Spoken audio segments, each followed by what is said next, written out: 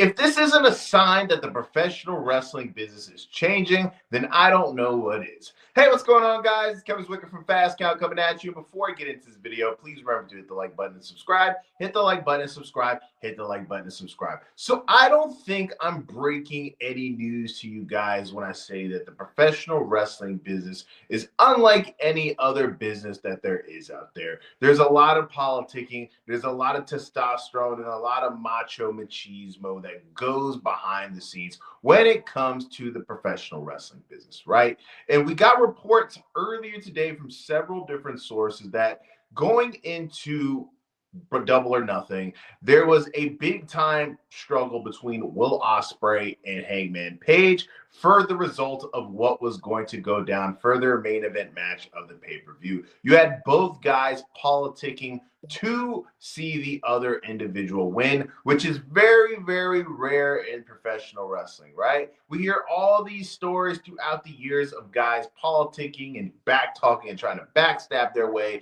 into changing the result of a match for them to be the victor. It's very rare that we actually see this going down. It's not as rare in AEW as it is in WWF in the past or WWE currently. If you guys don't know, for Sting's last match, the Young Bucks were politicking hard for Sting to go over. Sting, the traditionalist that he is, everybody knows that it's tradition for if it is your retirement match that you were supposed to go on your back. Sting lobbied hard for the Bucks to win, but his word was not going to mean anything when it comes to Tony Khan and the Young Bucks. And obviously we saw that Sting was the victor. Now, this is a good change of pace.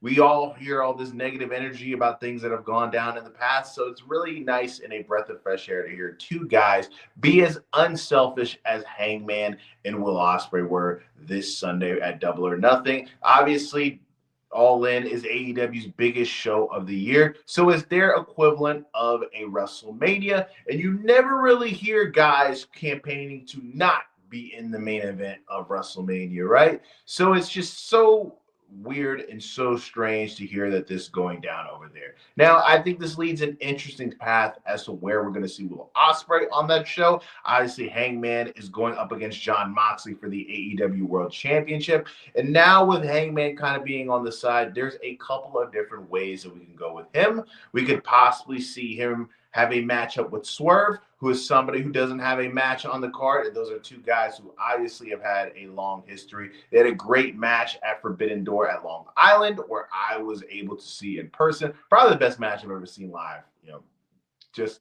for what I've been able to experience as a wrestling fan. Or you could possibly see a new debut of somebody. He could be in the Battle Royal that they had last year. I think that that's kind of a waste of time for Will Ospreay because obviously he's been somebody who's been a bright, shining star in AEW. You have guys like Kenny Omega, who is 99.9% sure going to be wrestling Okada in a unification match.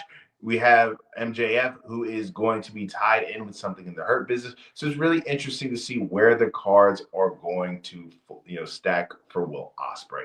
Now, Hangman, I think that the way that the story that they have been telling, I think that this is going to be the point in time where he recaptured the AEW World Championship because this is the redemption arc that they've been telling. It's time for him to finish his story. This is AEW's version of finishing the story. Obviously, is not as long as Cody Rhodes' is. Well, if you think about it, it's kind of because this has kind of been a 2-year character arc for Hangman. So I think that's what we're going to see at AEW. And the fact that Will, who I think that nobody would have blinked an eye if he would have won this match in main event and All In, just because of how impactful he's been since joining AEW, that he chose the story and the character over his own personal gain is the sign of a guy who is a big-time company man. But what do you guys think about this? Do you think that that was the wrong call for Hangman to win at Double or Nothing? Do you think Will should have been more selfish and campaigned for himself to win? Why do you think about Hangman possibly finishing his story at All In? Let me know in the comment section. And guys, please remember to hit the like button and subscribe. Hit the like button and subscribe. Hit the like button and subscribe. I am Kevin Zwicker. I'm out.